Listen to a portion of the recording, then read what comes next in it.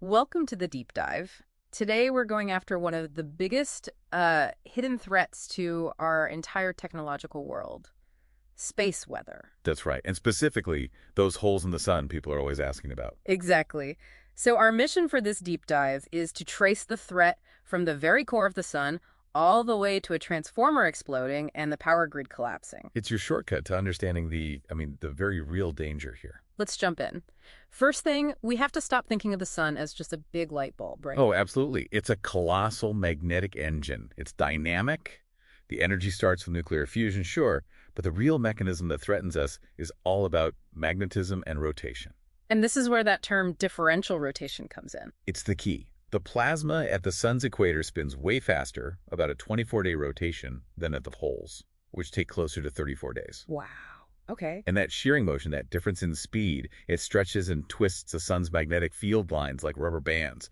That's what builds up all this incredible energy. And that energy has to go somewhere, which I think brings us to the famous temperature paradox. It does. How can the surface be, 5,800 Kelvin, but the atmosphere around it, the corona, is millions of degrees? That's the signature. That heating is the magnetic energy being dumped from the interior into the corona. It creates this super energized environment that's just perfect for flinging plasma out into space. So these instabilities create the actual threats that head our way. I understand there are basically three distinct types. Three main threats, yes. Yeah. The first is the sort of steady, constant problem, coronal holes. The holes in the sun. You see them as dark patches in X-rays. They're not holes.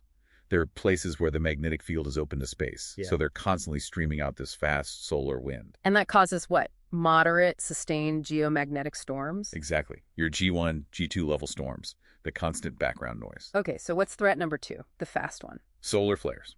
A flare is a pure explosive burst of electromagnetic radiation, X-rays mostly. And since it's radiation, it travels at light speed. Meaning it hits us in 8 minutes. The effect is instantaneous. It ionizes the upper atmosphere and causes widespread high-frequency radio blackouts. The biggest one we've estimated was an X45 on the scale. A monster. And that brings us to the third one, the one everyone really fears, the sledgehammer. The coronal mass ejection. The CME. This isn't just energy, is it? No. This is the big one because it's an ejection of actual matter. 1 billion tons of magnetized plasma shot into space. They are what cause the most destructive geomagnetic storms. So let's get to the damage. A CME hits Earth's magnetic field. How does that event, 93 million miles away, physically break a transformer here on the ground? It's pure physics, Faraday's law of induction. The CME rattles our planet's magnetic field, and that changing field induces electrical currents in the ground. Geomagnetically induced currents, or GICs? Right. And these GICs, they're like a rogue DC current. They look for a path, and the easiest path is our power grid. These long, grounded conductors. So they flow right into the high-voltage transformers. And this is the core of the problem, right? What happens when you feed DC into a machine designed for AC? You break it. The GIC causes something called half-cycle saturation. The transformer core gets overloaded on one side of the AC cycle, but not the other.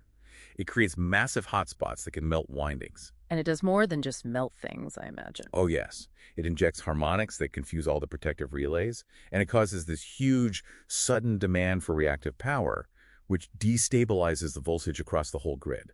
That's what caused the cascading blackout in Quebec in 1989. And we know from history, like the Carrington event in 1859, what this energy can do. It set telegraph offices on fire. And you have to remember that same energy today would be hitting a much more fragile, much more interconnected system. It's not a historical threat either. We had a near-miss just recently. A huge one. July 2012, a Carrington-class CME crossed Earth's orbit and missed us by about a week. Yeah. It's a serious wake-up call. But we're not flying completely blind. We do have an early warning system. We do. The DSCOVR satellite at the L1 point gives us anywhere from, say, 12 to 72 hours of warning. It's just enough time for operators to try to protect the grid. So when we put this all together, what does it mean? The ultimate threat isn't really planetary annihilation, is it? No, not at all. The threat is societal collapse through interdependence. A bad storm could knock out power grids, HF communications, and GPS navigation all at once. Losing all three systems simultaneously is the real challenge. So as we wrap up, what's the most profound takeaway for you from studying all this? For me, it's the realization that the sun operates on so many different timescales. We're worried about an hourly threat from a CME, but the sun's Long-term cycles, like the Maunder minimum that coincided with the Little Ice Age, show it can shape our climate over centuries. That leaves you with a final thought then, doesn't it? What other pervasive multi-century solar influences might we be completely underestimating right now?